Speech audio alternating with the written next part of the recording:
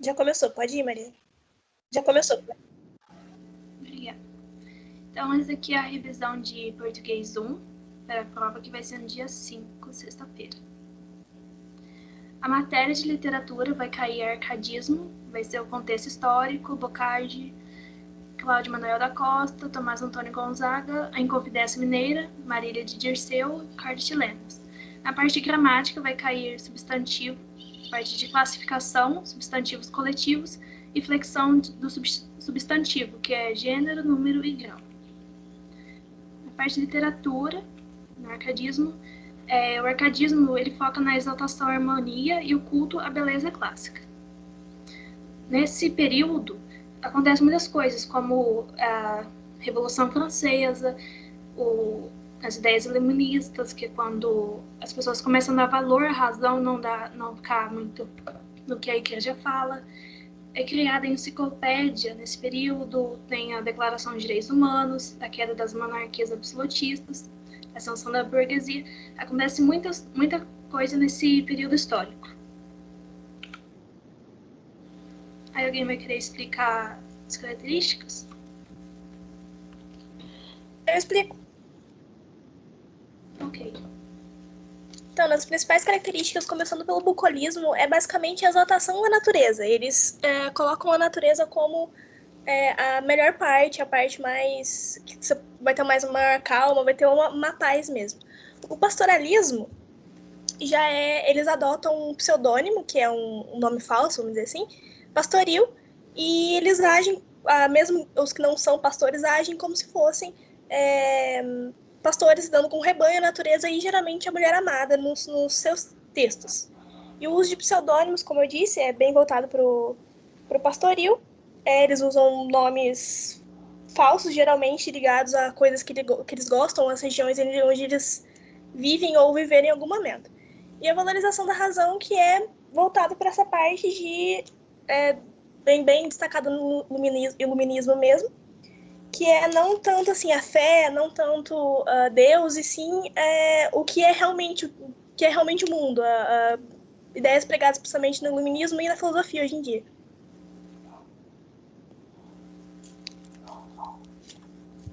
Aí passando para parte de...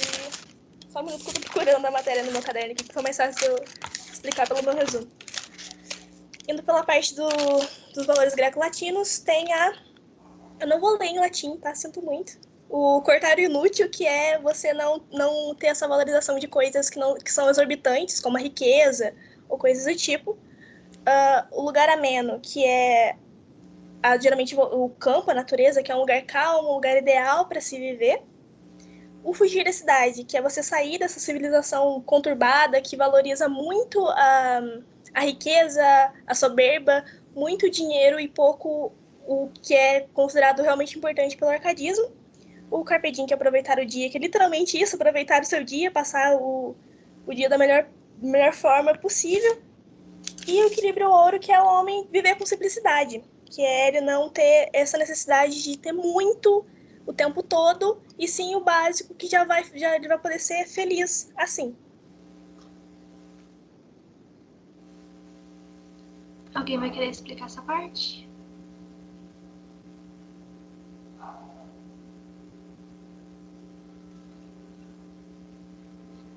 Então eu explico. Em Portugal foi quando começou o arcadismo, né? Nesse período, Marquês de Pombal era o primeiro-ministro de Dom José I, e ele era uma pessoa muito rígida, ele governou com mão de ferro, ele chegou até a expulsar os jesuítas, e é por causa do período do iluminismo, né, que ele deu muito ênfase à razão. E aí, com a morte de Dom José I, em 1777, a igreja retomou seu prestígio junto à corte, e aí voltou ao que era antes, né? Que é aquele equilíbrio entre... Não fala. A igreja voltou a impor sua fé e tal. O arcadismo em Portugal teve início com a fundação da Arcádia Lusitana em 1756. E o maior destaque desse período foi Boccaccio. O pseudônimo pastoril de Boccaccio é Humano Sadino. Isso é um trocadilho com o próprio nome dele, Isso é uma referência a um rio. Ele nasceu em 1765 em Setúbal, em Portugal, e faleceu em 1805 em Lisboa. E em sua obra tem muitos traços do arcadismo e prenúncios do romantismo. Enquanto o arcadismo valorizava a simplicidade e exaltação da natureza, o romantismo vai ter muita idealização. Aí aqui tem um exemplo de poema dele. Esse poema está na apostila 8, na página 15, quem quiser depois dar uma olhada. E alguém vai querer explicar a parte do arcadismo no Brasil?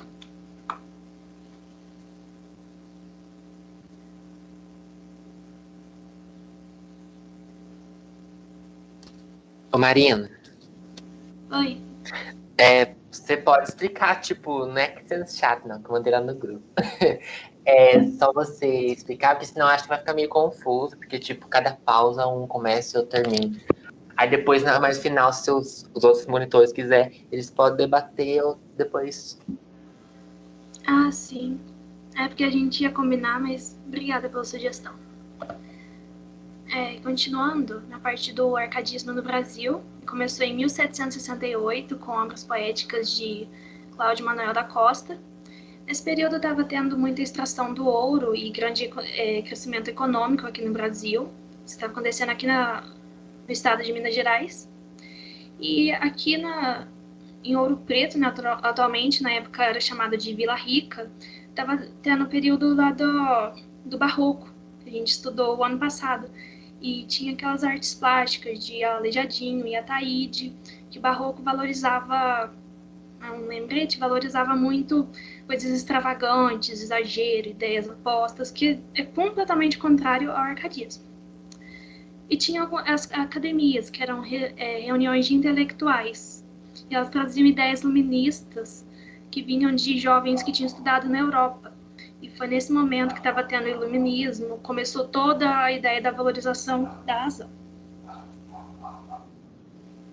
Aí nesse período, aqui no Brasil, teve a Inconfidência Mineira, que esse movimento surgiu com o objetivo de libertar o Brasil de Portugal, porque estava tendo muita insatisfação com a política fiscal imposta pela coroa, porque Portugal estava cobrando muito aqui no Brasil. Aí eles faziam algumas reuniões secretas entre os inconfidentes e eles debatiam suas ideias, isso tudo para tentar fazer uma revolta contra Portugal e se libertar. Só que a coroa acaba sabendo dessa conspiração, teve várias denúncias, e aí o movimento não chegou a ser deflagrado, não sei como faz a palavra, mas não chegou a acontecer. E a principal denúncia foi feita por Joaquim Silvério dos Reis. Ele era um dos inconfidentes e ele estava devendo muito dinheiro para a coroa. E aí ele denunciou como uma forma de tentar ter suas dívidas perdoadas. Aí os inconfidentes envolvidos foram condenados à morte na forca. Só que a rainha, Dona Maria, perdoou todos os condenados, exceto Tiradentes. E ele foi enforcado e esquartejado no dia 21 de abril de 1792, no Rio de Janeiro. E hoje em dia, 21 de abril é considerado feriado por causa desse inconfidente que foi morto injustamente. Aí a sua cabeça foi colocada em exposição na Praça Central de Vila Rica, porque a coroa queria usar isso de exemplo para que ninguém mais conspirasse contra a coroa. E os restos de seus corpos foram espalhados pela estrada, para as pessoas realmente verem o que aconteceria caso alguém conspirasse de novo contra a coroa. A Inconfidência Mineira tinha o objetivo de libertar-se do domínio português. Isso significava livrar-se das arbitrariedades do governo local e apropriar-se das riquezas trazidas pelo ouro. Aí a próxima parte é os escritores árcades brasileiros, que são os inconfidentes. Aqui temos o primeiro, que é Cláudio Manuel da Costa. Ele tem como pseudônimo Glauceste Saturno, que é o seu nome seu pseudônimo pastoril. Ele foi um grande precursor do arcadismo aqui no Brasil, e a sua musa inspiradora era Nise. Ele vai usar ela em todos os seus poemas, porque é ela que vai dar inspiração para ele criar todas as obras. Ele participou ativamente da Inconfidência Mineira e depois que foram denunciados, depois que os Inconfidentes foram denunciados, ele foi encontrado morto na prisão e não se sabe se foi assassinato ou suicídio. Tem vários fatos históricos que dizem que foi assassinato e tem outros que dizem suicídio. Então, como não tem uma comprovação certa e como tem essa divergência de opinião, então não se sabe ao certo, não tem como concluir o que realmente aconteceu com ele. E aqui tem um exemplo, né, que é a sua obra mais famosa, que é Obras Poéticas.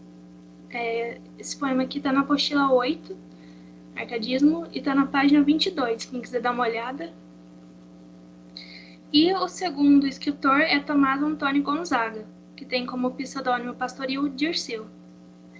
Ele também participou ativamente da Inconfidência, só que ele foi exilado para a África, mas lá ele refez sua vida. E a sua obra mais famosa é Marília de Dirceu. Dirceu é o próprio pseudônimo dele, e Marília é um pseudônimo de Maria Doroteia de Seixas. Ele também escreveu mais uma obra, só que agora eu não estou lembrando o nome, mas essa daí é a mais famosa dele.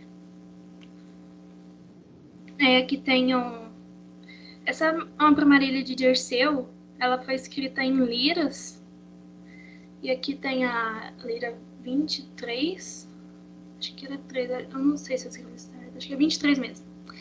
E tá na página 23, depois quiser dar uma olhada, porque é realmente uma história, é um poema bem grande, tudo em rimas, tudo certinho. Então, é uma obra muito bem trabalhada. E aqui temos as cartas chilenas. Não sei se todas as turmas viram, mas hoje a gente viu com a Virgínia isso, da turma 23. As cartas chilenas eram poemas satíricos com o objetivo de ironizar e atacar sem se preocupar com as regras formais.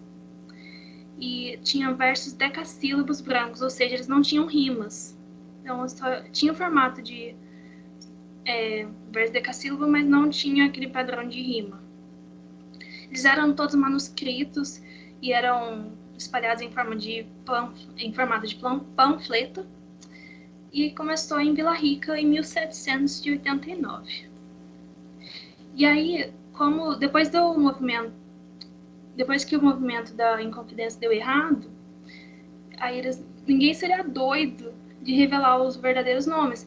E também ninguém seria doido de atacar a coroa, falar diretamente que eles estavam fazendo algo errado. Então eles usavam outros nomes para poder criticar.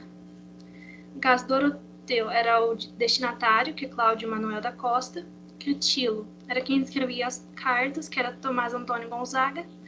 Fanfarrão Minésio é o governador Luiz da Cunha Menezes. Santiago era Vila Rica, cidade de Vila Rica, atual Ouro Preto. E Chile não se sabe se está se referindo ao Brasil ou se é Minas Gerais.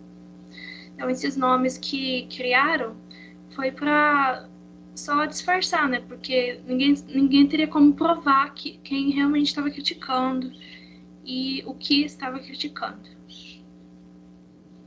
Aí a segunda parte da matéria é a gramática, que a professora começou a explicar os substantivos.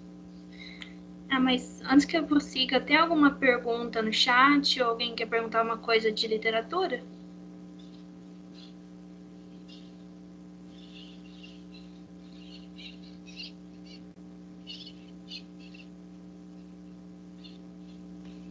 Acho Não? que não tem nada. Certo, obrigada. Os substantivos, né? Antes de eu entrar nesse assunto, vou falar das classes gramaticais. Existem 10, que é substantivo, artigo, adjetivo... Mariana. O Daniel escreveu lá no chat. Pode ler para mim, por favor?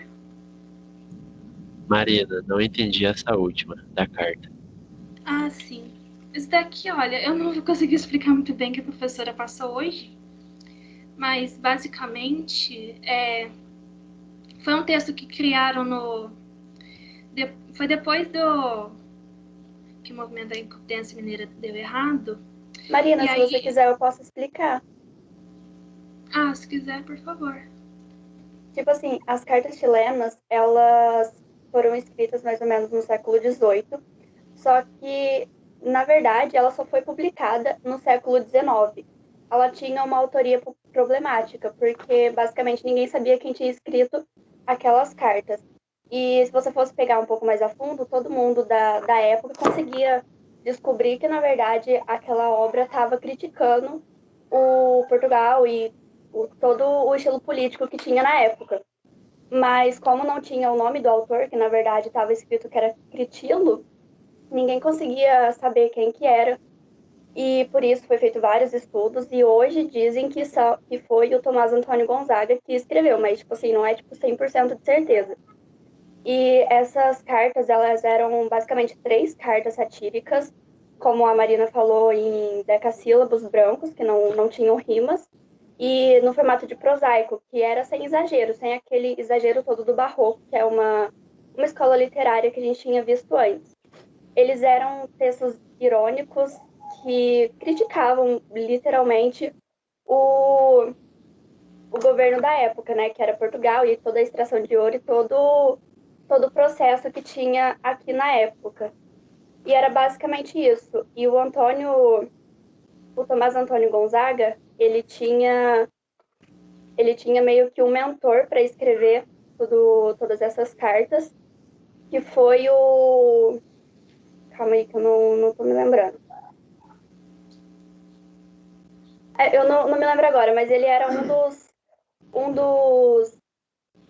dos escritores do arcadismo em Portugal, de Portugal não, do Brasil, que ele era mais ou menos o mentor dele e que deu uma dedicatória no final do livro, no final da obra, né, e disse que essa obra, ela é, na verdade, uma obra que foi traduzida de uma outra língua, que, na verdade, não fala do Brasil e que fala do Chile, mas se você for pegar ao pé da letra, e como todo mundo de lá conseguiu perceber, era, na verdade, uma crítica a Portugal. E é basicamente isso. Obrigada por explicar, porque daí eu não pesquisei muito a fundo. Imagina.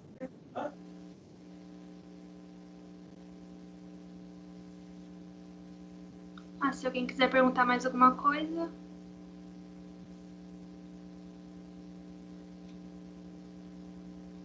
Então, posso passar? Acho que pode, sim. Certo, obrigada. Então, como eu estava explicando, existem 10 classes gramaticais. São substantivo, artigo, adjetivo, numeral, pronome, verbo, advérbio, proposição, conjunção e interjeição. O que a gente está estudando é o substantivo. O substantivo é basicamente um nome que a gente dá para todo ser que existe, seja ele real ou imaginário, como livro, alma, fada, qualquer coisa que exista é um substantivo. E toda palavra que antecedida de um artigo é um substantivo, como, por exemplo, o não, saber, etc. E aqui temos algumas classificações. Comuns são conjuntos de seres da mesma espécie, como garotos. Já o substantivo próprio é quando indica um ser da espécie, que é quando a gente fala, tipo, o nome que você vai denominar alguma pessoa específica, por exemplo. É um nome próprio. Simples é quando ele só tem um radical, como, por exemplo, couve. Composto, como o próprio nome diz, é 2 coisas. Então, couve-flor é um exemplo de substantivo composto. Primitivo é o que dá origem. É a palavra primitivo, é uma coisa que dá início. Então, por exemplo, livro, pedra são substantivos primitivos. Derivado é aquele que é originado de outras palavras. Livrinho, livraria são originados de livro. Pedregulho e pedreira são originados de pedra. O substantivo concreto é aquele que tem existência própria, que é algo que ele existe sem depender de nada para que ele exista, como mesa, lápis ou uma pessoa. Já o abstrato, ele vai depender de algo para existir. Por exemplo, a beleza não pode existir sem que você tenha uma coisa para ser bela. A dor não existe sem que você se machuque. E a esperança também não existe sem que você se sinta desanimado, desamparado.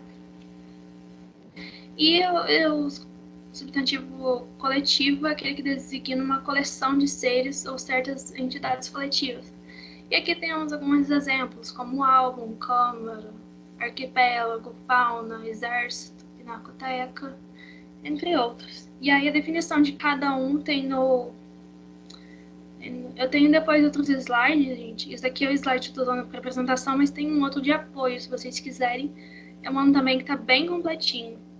Esse aqui está mais resumido. E aqui, essa matéria, acho que ela ainda não chegou a explicar, mas as flexões são basicamente 3, que é gênero, número e grau. Gênero, temos masculino e feminino, né? Que eu não consegui editar muito bem, porque estava meio sem tempo. Mas masculino é aquele que tem um artigo o antes dele, como o gato ou o homem.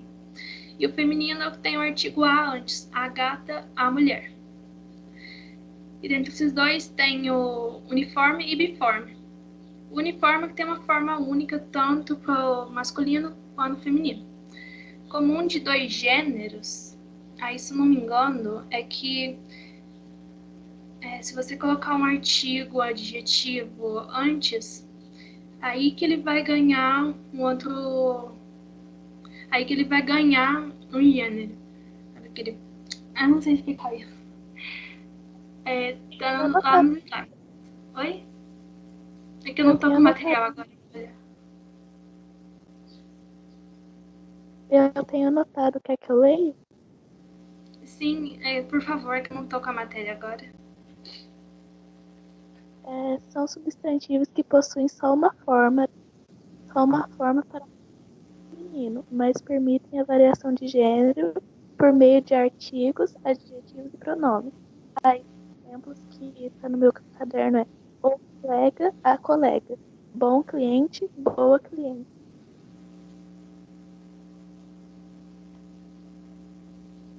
Sim, obrigada.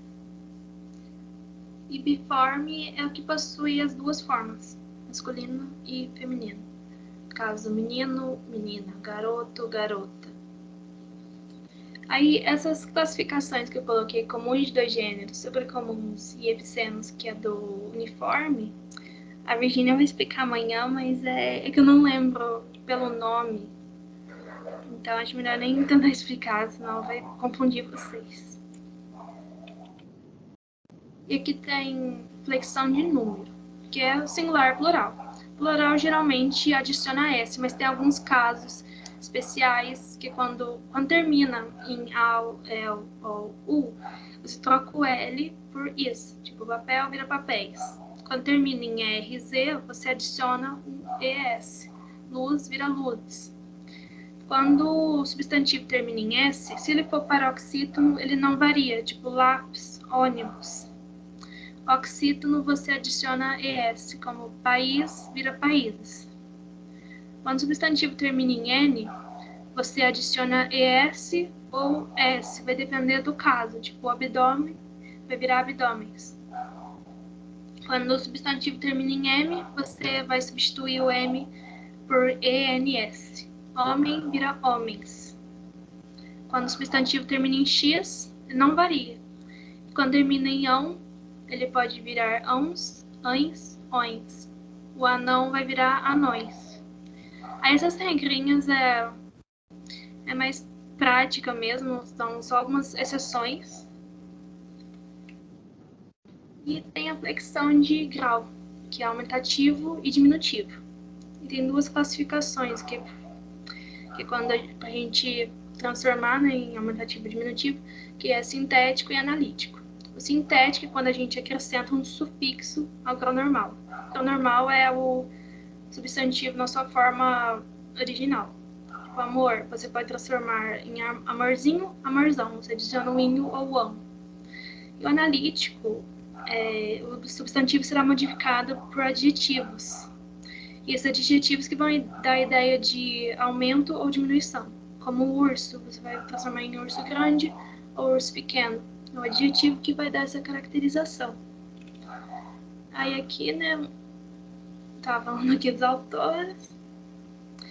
A Cecília fez um resumo, não sei se ela já tá na reunião. Aí se ela quiser mandar no chat.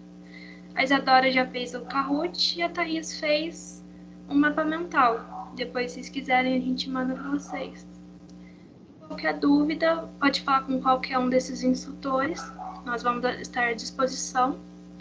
Só não manda dúvida muito tarde, porque nem todo mundo vai responder, mas a gente está aqui, caso vocês tenham alguma dúvida. E agora, está livre para vocês perguntarem qualquer coisa.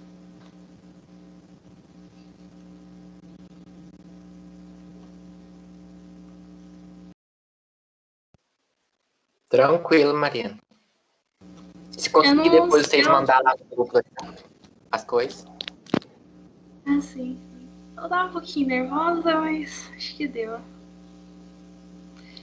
Os slides, depois eu vou mandar sim, mas eu fiz uma versão dos slides mais completa, que tem toda a definição, porque daí é mais apresentação, é bem resumido.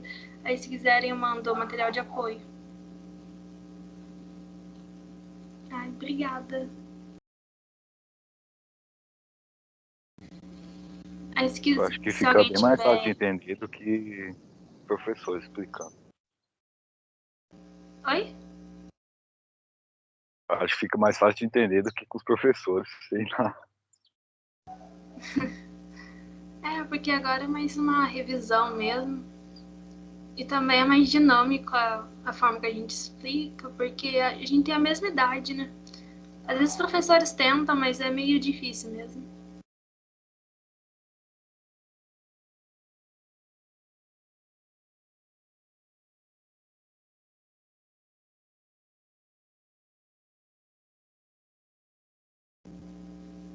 Então, não tem mais nenhuma dúvida?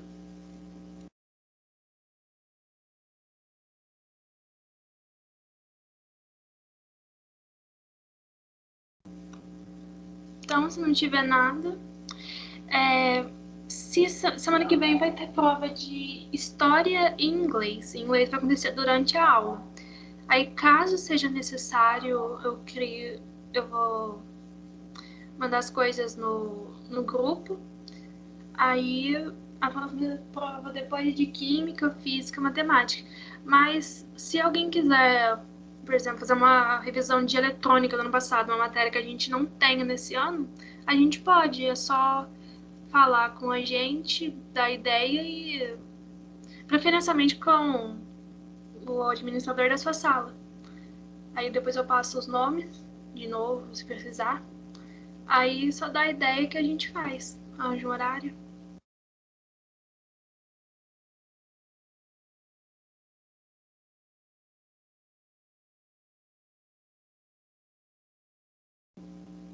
Então acho que é isso.